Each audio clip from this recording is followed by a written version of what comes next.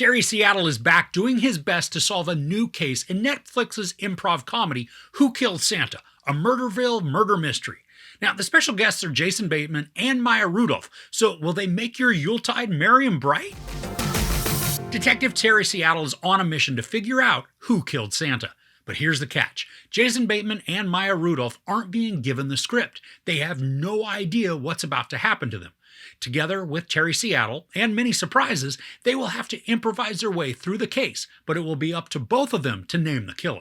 So when Murderville came out a while ago, I was a huge fan, especially with Marshawn Lynch and Kumail Nanjiani.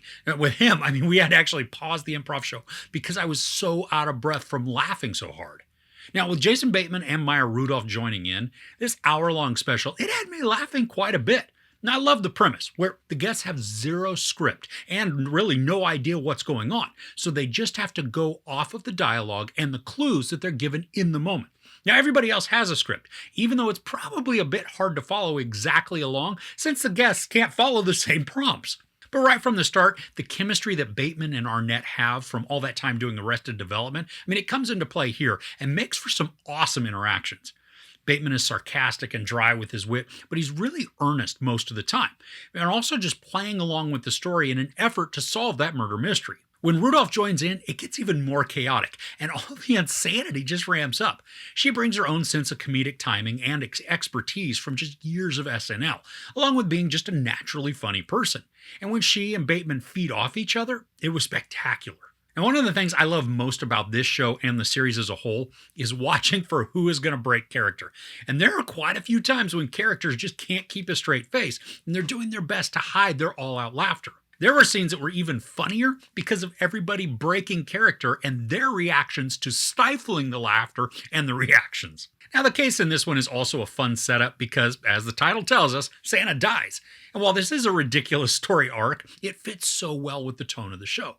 The actors that are in on the script are just as funny as the guests, especially because they have to try and guide the conversations back into something coherent when everything just goes off the rails and the story needs to be reined back in. Now, the mystery itself also isn't that heady or captivating, but that's also not why I watch. This show works so well because of the interactions between the cast. If you're familiar with the series, you know that there are a few bits that were repeated from episode to episode, which does have the risk to make the show a bit monotonous, but it also could make you really look forward to a segment if it worked well in another episode. Now here, one of my favorite bits made a repeat, and that's where the guests are given an earpiece, and Terry Seattle then feeds them the lines to say for an interrogation. Now the whole setup for this one is great, as it's an homage to a classic holiday movie. And then the situation with the lines being fed via earpiece is fantastically absurd, and it becomes rapid-fire madness and absolutely worked to make me laugh out loud.